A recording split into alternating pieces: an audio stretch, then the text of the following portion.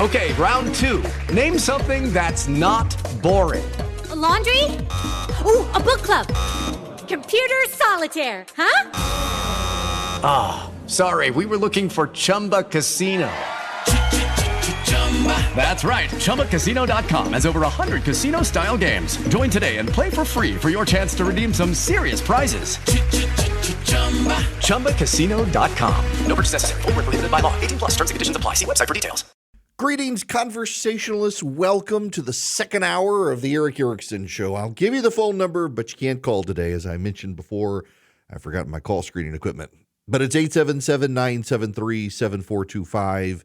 I should give it to you just so you remember the phone number.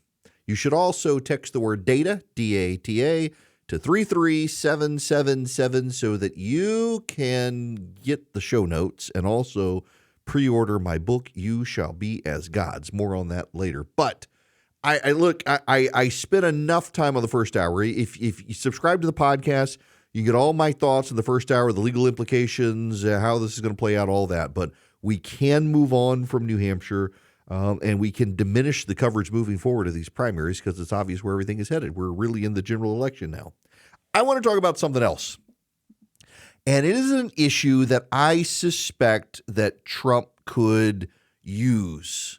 And it is one that resonates with a lot of people. I want to play you audio from the World Economic Forum. And this is a Swiss banker. He is an agenda contributor to the World Economic Forum. His name is Hubert Keller. Listen to this.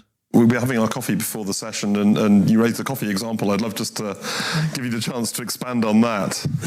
Basically, the coffee that we all drink emits between 15 and 20 tons of CO2 per ton of coffee. So we should all know that. This is every time we drink coffee, we are basically putting CO2 into the atmosphere.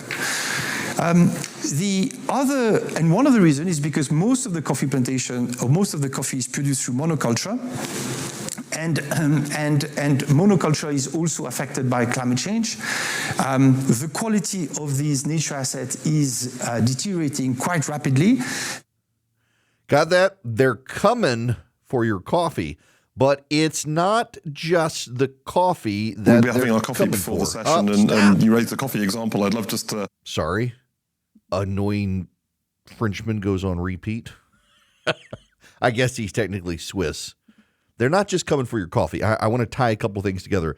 This is a story from Bloomberg News. When Royal Caribbean's Icon of the Seas embarks on its first official voyage on January 27th, the journey is sure to make waves. The world's largest cruise ship, the Icon, is over 1,000 feet long and weighs in around 250,000 gross registered tons. It boasts 20 different decks, 40 restaurants, bars and lounges, 7 pools, 6 water slides, and a 55-foot waterfall. Royal Caribbean says its boat will usher in a new era of vacations. Maybe so. But the Icon is also a doubling down on a negative aspect of cruising's current era, greenhouse gas emissions. In 2022, Brian Comer, director of the Marine Program of the International Council on Clean Transportation, examined the carbon footprint of cruising as compared to a hotel stay plus air travel, since cruises are effectively floating hotels. His analysis found that a person taking a U.S. cruise for 1,200 miles on the most efficient cruise line would be responsible for roughly 1,100 pounds of CO2 compared with 518 pounds for a round-trip flight and a stay at a 5- or 4-star hotel. In other words, taking a cruise generates about double the amount of total greenhouse gas emissions as flying.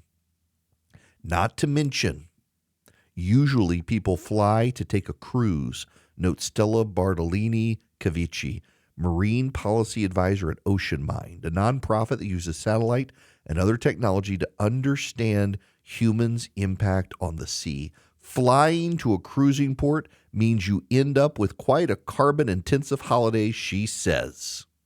Now, you see what's going on with all of this. They want to have a good time. They refuse to give up their private jets. In fact, you've heard John Kerry in the past say, that they're doing a lot of good flying on these private jets. It makes these meetings possible. But you Hicks and Rubes, you got to give up your coffee and your cruises. Now, you should know I don't go on cruise ships. There's this thing called the ocean. It has these things called sharks, and I want to avoid them. And also, the people on the cruise ships. I don't want to be on a cruise ship with 4,000 to 6,000 of my closest friends. Philip takes cruises. He and his wife have taken cruises. Philip has not taken a cruise without someone on the cruise knowing who I am when it comes up in casual conversation. Can you imagine me on a cruise with like people who hate me or love me and won't leave me alone? There'd be no privacy. Now, I say that somewhat in jest. In point of fact, I actually was on a cruise a number of years ago. It was a working cruise. I mentioned this the other day on radio. It was fine. I had a room to myself. It was Holland America. It wasn't a crowded ship. It was not one of these behemoths with tens of thousands of people on it or however many people these things can hold. Didn't have slides and stuff. It had a pool. The food was okay. It had a casino. I didn't know how to play craps at the time. I didn't gamble at all then. I thought that it was interesting. I did go to the gym, but, you know, the ship is kind of rocking back and forth and a little difficult on a treadmill. I think these bigger ships have a little more stability. It's not my thing. Like, I want to go to a country and I can get there quicker on a plane than a ship. And then I can go see the stuff I want to see on my own terms without having to deal with the cruise. But I know people who do it. I know a lot of people in the middle class who love to take cruises. David, my CFO, his whole family went on a cruise over Christmas. It was the family Christmas present. The parents decided they'd take the whole family on a cruise. They had a great time. They were there for more than 7 days, the whole family together. They had a great time. It was all you can eat. They stopped off at a number of Caribbean islands. The weather was great. They did it. I know friends who love to cruise. You're not going to be allowed to do it anymore. They're coming for the cruise ships, at least the ones that are built to scale. Now, you've got to understand these ships that are built to scale, they're cheaper. You can buy, for example, I subscribe to the Wall Street Journal, and all the time there are ads for the Ritz-Carlton yachts. And the Ritz-Carlton yachts are smaller boats with a lot of large rooms, so it's a more select, expensive clientele. I thought one time I would, if I ever had the money, I would buy a Ritz-Carlton cruise for Philip and his wife because they like to take these cruises to these places in the Caribbean. And it would be one of those high-end luxury cruises. The food would be amazing. The food's apparently amazing. But those are really pricey. The Royal Caribbean and the others, they're giant ships with a lot of amenities. It's like going to Disney World on the water. You got the Disney cruises, for Pete's sake. But they cater to families. They cater to the middle class. They don't cater to the ultra wealthy. They cater to the middle class. And what essentially the left is saying here is they wish to price the middle class out of comfort. They want to take your coffee away. My wife and I, this is one of my great purchases in life. So I bought a coffee machine. It's called a Jura. It is very expensive, y'all. It is a multi-$1,000 coffee machine. I say that, and I have to tell you the story so you understand why I bought it. I didn't know I was buying it. I've been looking at them, and I was going to save up my money over time and buy one because my wife and I really do like whole bean coffee. There's this place up in Atlanta called Rev Coffee, and we get our whole beans from Rev Coffee. And we get Nicaraguan or Costa Rican. Those are our favorite. Light roast. I like the lighter roast more than the dark roast, as does my wife. But I got this machine, and the reason I got this machine is I was checking this website for this company that sold them, and they had it was 12 months, no interest payments. And I wanted to see if I qualified. I did not know. I will swear on the Bible, I did not know. They did not advertise. If you qualify, they sent you the machine. And it was my birthday several years ago. And I put in my information, and all of a sudden I say, congratulations, we're shipping your Jura coffee machine. Like, no, banging away at the keyboard, like, no, cancel. I never told my wife how much I spent. And it arrives, and I feel very guilty about it. And I think, I need to pack this thing up. Of course, I'm going to try it. See, the coffee is amazing. It's amazing. You can dial in exactly how you want it ground. You can dial in the temperature of the water, how much it may. Oh, my gosh, it's amazing. And I began to box it up, having tasted amazing coffee. Boxed it up. And my wife came downstairs. She put her arm across the machine and she said, I might miss this if you send it back. So, of course, I did the logical thing, kept my wife happy, and kept the coffee machine. And a few weeks later, she went back to the Keurig. I said, why? Why would you want me to keep this and then go back to a Keurig pod? She says, I don't like the coffee. Then I showed her how she could dial in her preference, and we've never gone back to the Keurig. It's fantastic. Y'all, when we go on vacation, we take our precious with us. It's a great machine. It's way too expensive. If you have the money, go for it. I did not have the money. But hey, it was 12 easy, no interest payments back when interest rates were zero. But still, they want me to give up my coffee. They want you to give up your coffee. They want you to drink that mud coffee. Have you heard about this? This is newest trend. My trainer tried this mud coffee. It's mushrooms. Coffee-flavored mushrooms. That's what they want you to drink because of the carbon footprint. No, hell no. If you want to take a cruise, take a cruise. These are the people who tell you don't come between them and their doctor. If you want an abortion, have an abortion. The only choice the left wants you to have is whether or not to kill a kid. They don't want you to choose a cruise. They don't want you to choose coffee. They want you to drink mushrooms and drive an electric vehicle. And God forbid you leave your country. Only they are allowed to get on private planes and do it. The level of arrogance of these people, there's a backlash coming for this sort of stuff. There is. It's absurd, the environmental policies of the left. They want you to give up beef. You're not allowed to have beef. God forbid you eat hog. You want a pork chop? No, the carbon footprint of the pork is terrible. And you're a terrible person for even considering it. You know what they want you to eat? Air. That's me chomping at the air. Oh, delicious air. Hope nobody has gas. That's what they want. An air diet. You imagine the tastiness of a steak while you die eating air. And then they fly on their private flights and have their catered meals with John Kerry. And they feel good about themselves while you're dead. You froze to death in the wintertime because you didn't have a power grid. You couldn't go on a cruise. You despaired. And they sent the euthanasia team to eliminate you. Y'all, I'm somewhat flippant here, but this is where we're headed. Look, in Canada, you can already see it. In the Netherlands, 80% of the Netherlands decided if someone had a filled life, not a fulfilled life, but a filled life, they can be executed. Old people can die. They've had enough of them. This is a death cult, and they want you to give up all of your luxuries while they give up absolutely nothing. These people are an abomination, and Donald Trump should make his entire campaign against them and the border. Welcome back. It's Eric Erickson here across the nation. Okay, I don't know the guy's real name, but I got an email from a listener, Waxahachie, from Tallahassee, no less. His email address is Waxahachie something, and he signs it Wax. Clearly not his real name. Says he's from Tallahassee, listens down there online. Waxahachie from Tallahassee. Who comes up with this stuff?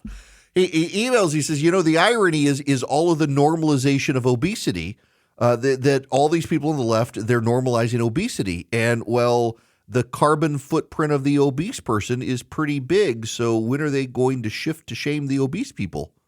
Listen, progressivism is a mental health disorder. It really is. Yesterday I talked about that story in Vice that was condemning Kentucky for passing a law allowing homeowners to take it upon themselves to push homeless people off their property if the homeless people are encamping on the property. And they used unhoused and homeless interchangeably, but they didn't even realize they were talking about homeless people, but they really wanted to use unhoused. At the same time, you've got the perversity of men can be women, but only women can talk about abortion, but not men who became women because they can't have abortion. So they need to shut up and leave it to the women, but they're also women. But what are they? Really? What? Huh? None of it makes any sense. It is deeply contradictory. Part of me thinks this is kind of like, so back in the early days of Christendom, you had different groups around who had ideas about the Trinity or the lack thereof and the nature of Christ and all these things. And Constantine gathered them together in Nicaea, and then they had these church councils and they could flesh stuff out. Well, the progressives, they got the Democratic Convention, but that's really about it. Otherwise, they fleshed this stuff out on the internet together, yelling at each other. And you can never be progressive enough. It is just group therapy from the left. And a struggle session. It's just a mass struggle session. There's always one woke left. I mentioned that Neil Brennan comedy.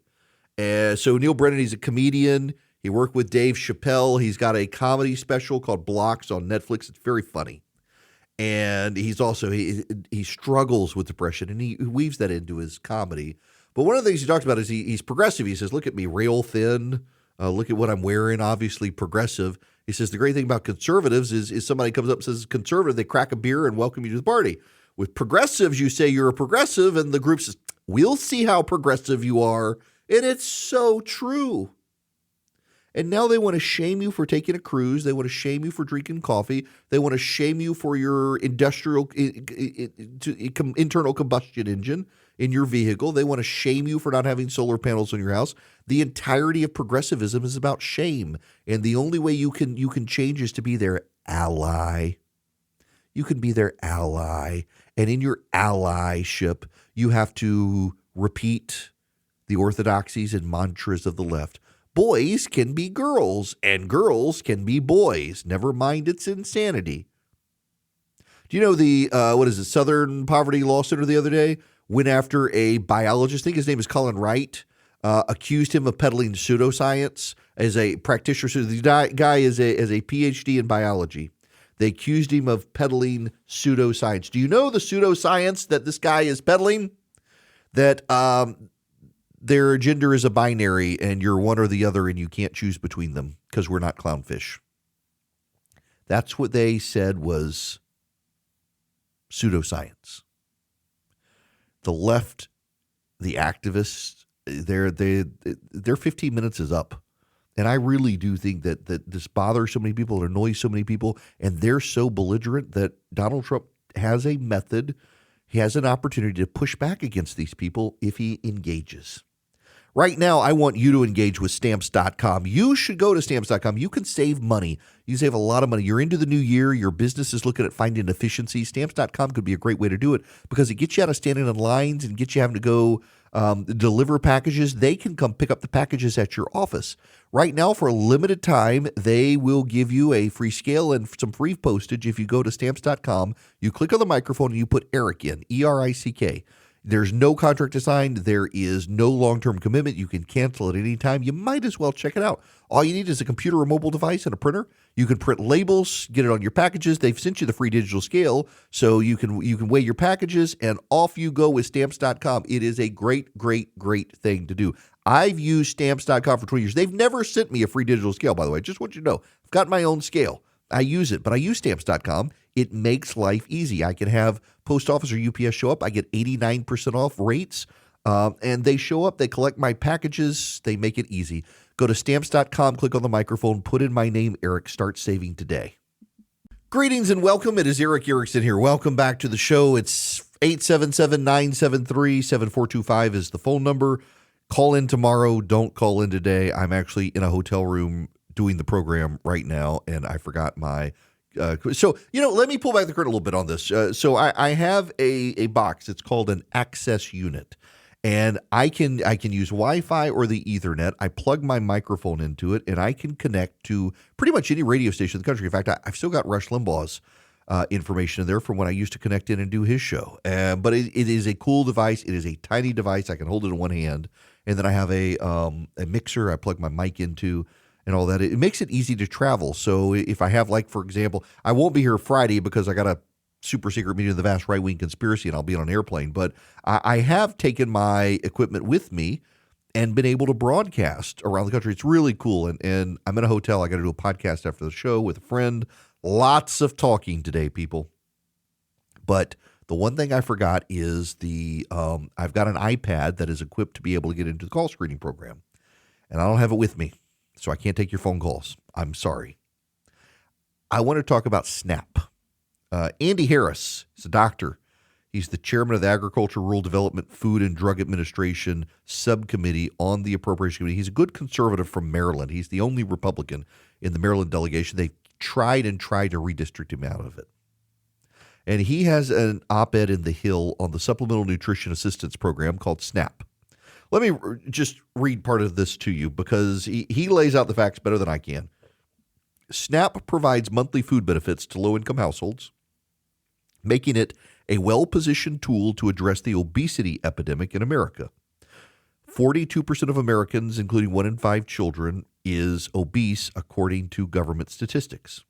Approximately 13% of the U.S. population receives SNAP in a given month, making it one of the federal government's largest safety net programs. The program's stated goal is to raise the nutrition levels of low-income households, yet 40% of adult SNAP recipients suffer from obesity, and almost 45% have received a diagnosis of diet-related disease, far higher than the general population. In fact, USDA's Food and Nutrition Service reports that soft drinks are among the top purchases of SNAP recipients. Last fiscal year, federal expenditures on SNAP topped $119 billion, a 70% increase over the past 2 decades in constant dollars. During the same time that Congress has made unprecedented investments in SNAP, obesity rates have continued to climb, proving SNAP an ineffective in accomplishing its primary objective in enhancing nutrition. Then there are the associated medical costs with obesity he goes through. So essentially, what he says is the government controls what you can buy with SNAP, and the government should be incentivizing fruit and vegetable consumption while rolling back coverage of snack foods and soft drinks. Now, let me get this out there for some of you. I am not a libertarian. I'm a conservative. Libertarians would say blow up the SNAP program. I know people. I have not, nor has my family. We've come close when we were younger. We're just starting out our family. We never did go into SNAP. We didn't need to. We were above the threshold. But man, there were times where we were struggling to pay bills and provide formula for our kids and stuff. I get it. And I know people who fell on dramatically hard times and they needed SNAP. SNAP is actually a good government program. It's not perfect. There are problems. There are always improvements, but it's one of those things on the social safety net. I am totally fine with the idea that my tax dollars go to help other Americans who would otherwise starve, particularly kids. I'm fine with that. There are ways to improve it. I don't deny it, but it's not a program I would be in favor of abolishing. Yes, can I use my money and fund homeless shelters and soup kitchens and all that? Absolutely. But as a tax-paying American citizen, I'm glad the government also helps those who are less fortunate than me, many of them through no fault of their own, I would add. Some of them suffer from disabilities. Some of them have fallen on very hard times. They've been laid off or otherwise, and they need SNAP. It is not a permanent government program. A lot of people roll off of SNAP. Some people come on, some people go off. It has a rotating group of people who come on and off for various reasons. And again, it's not perfect, but I'm okay with government providing this. However,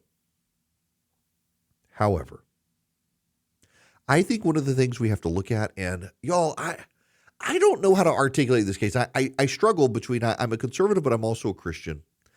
There are a lot of people on SNAP who bust their tails at jobs and they're barely making ends meet, and they come home and they're too tired and they just want to go get the ready-made meal from the grocery store that SNAP covers. There aren't a lot of people doing a lot of gourmet cooking on SNAP. And I don't know how we change that, but I think Andy Harris is onto something. There are incentives, and we can provide incentives in the structure of these government welfare programs on people's behaviors. Like, for example, job requirements for a lot of government welfare are in there. Democrats hate that. I think it's a great thing. Work is good. You know, when God created Adam and Eve, he put them to work in the garden. You die and go to heaven, you're going to work. You're going to have a job. It is a reflection that somehow work is good for your soul, and anyone who has ever paid attention to the wealthy Americans who don't have to work has seen work is good for your soul. That level of wealth that you don't have to work, you don't want to work, you have no desire to work, it is corrupting. And those who are incentivized through government programs and the like to not work, it is corrupting. work is good for your soul. I think it's a fine incentive. My concern is if we go down roads like this, you're going to get the left say, well, we're not going to let you eat meat with SNAP because it's bad for global warming. Those are legit concerns, I think. Those are, you see how the left is going. At the same time, if you do want these people to eat healthy, and it is clear, like disproportionately people on SNAP are in obese and in poor health, incentivizing them to eat healthy might not be a bad thing. Incentivize the apple and the water and the milk and not the Coke products. We need to figure out something.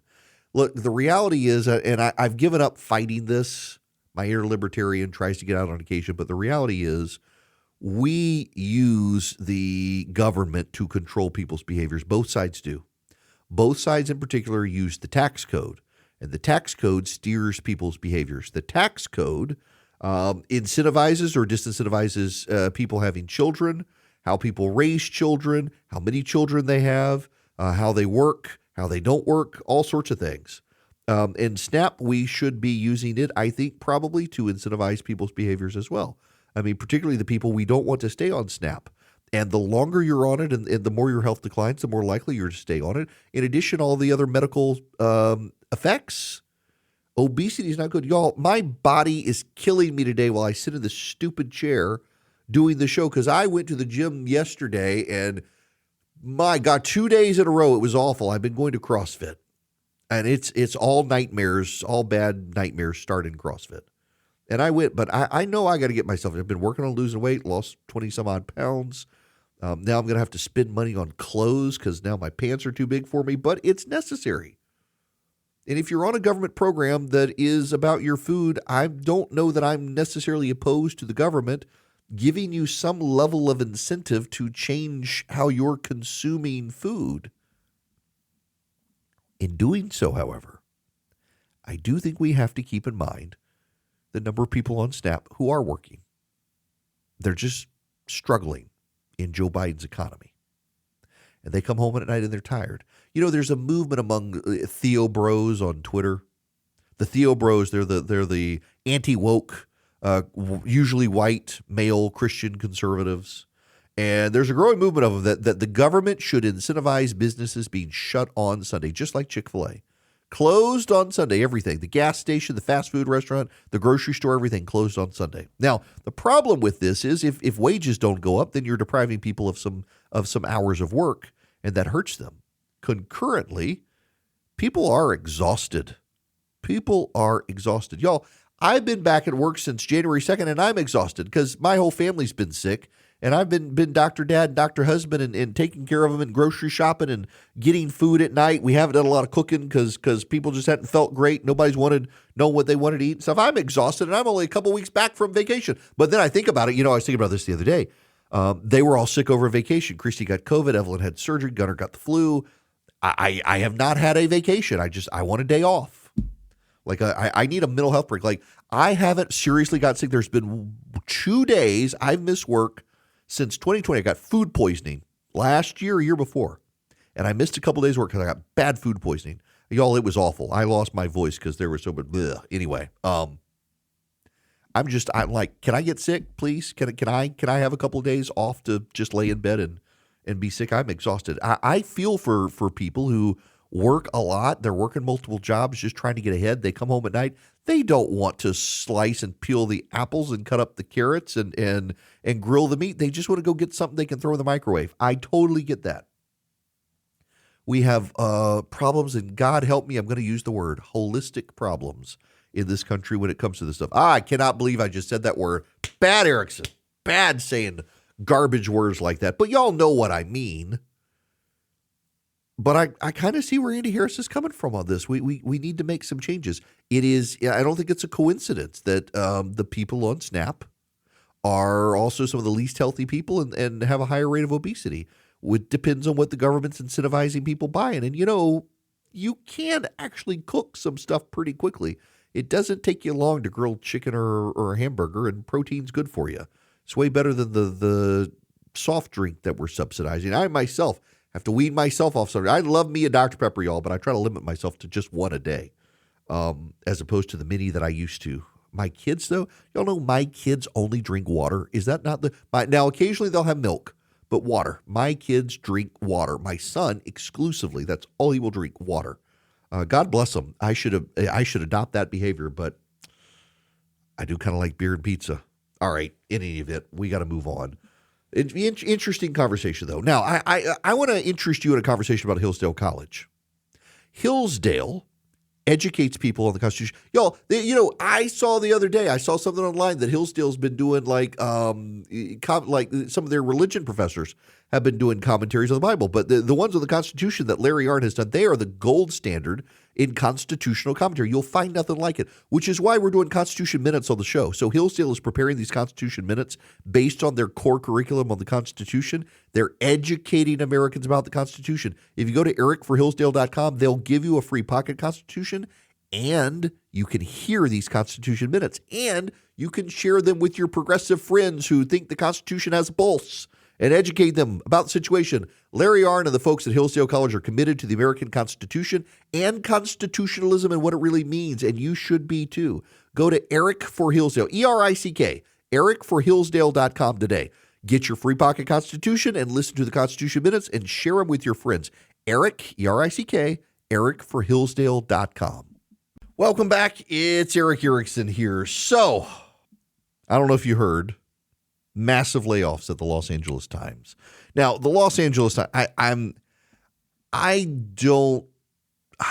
don't get giddy about people losing their jobs, even reporters at institutions that I think are left-wing. I don't know. I feel bad for people losing their jobs. People have families, whether I like them or not, like what they do or not. They got families, et cetera. At the same time, some of the Los Angeles Times reporters, remember, the Los Angeles Times published an op-ed that you should shame people who voted for Donald Trump, among other things. They've been a pretty progressive outfit. And people lose their jobs there. It's a shame, but also people aren't consuming the products. Newspapers are less and less consumed. And I mean, look, I've talked about the Atlanta Journal here the last couple of days, how rapidly they shifted to use words like unhoused to conform to progressive group speak. I mean, why do I want to support institutions around the country that are engaging in word games to make progressives happy and signaling this? I feel bad for them, but, doubling down on it is the number of people who said, go learn to code. And they're like, nobody ever said that to y'all. Y'all, Joe Biden actually did tell people in coal states when they were shutting down coal power plants that you can go learn to program. No, he did not exactly precisely say learn to code, but he said you can learn to program. And these journalists are like, I can't believe that's so insulting. No one ever said that. Joe Biden literally said that. And a lot of journalists and progressives echoed the same thing, learn to code, telling people who are complaining about the Green New Deal and the green economy, just learn to code, get a new job, something outside the coal mines. It's good for you. And people resent that. Just, oh my gosh, do they resent that? And they should. And now that not only are reporters denying that it ever happened when it happened, they're like, oh, you shouldn't say that to poor us. Look, people shouldn't be crummy to people losing their job, but you people have been. You can't really ask others to engage in behavior. It's the golden rule. Do to others as you wish them to do to you.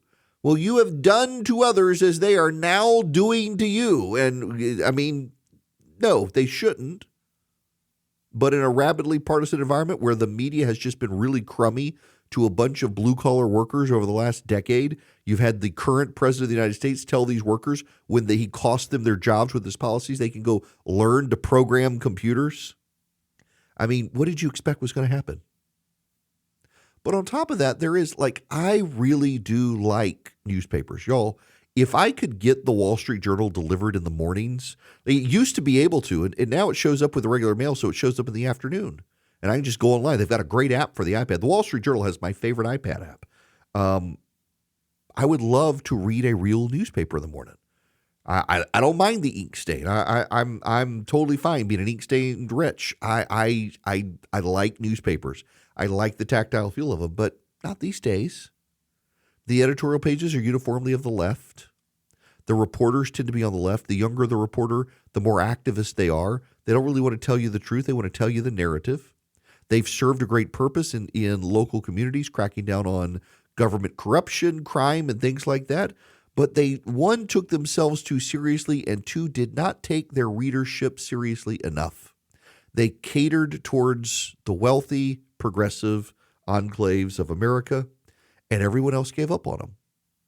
I actually have this sense that there's nostalgia in the country, and that you will see kids turning towards newspapers and news outlets because their parents and grandparents read the newspaper. They may not turn to them in print form, but digital form, like the New York Times, the Wall Street Journal. I subscribe. New York Times, Wall Street Journal, even the Washington Post, although I'm thinking of canceling the Post because it's just a terrorist organization mouthpiece. But I think there's something to be said, and there are great regional newspapers. A buddy of mine, Will, runs a local newspaper, and it's profitable business.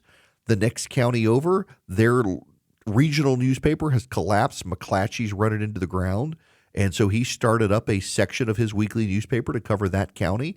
It's been good. The reception's been great.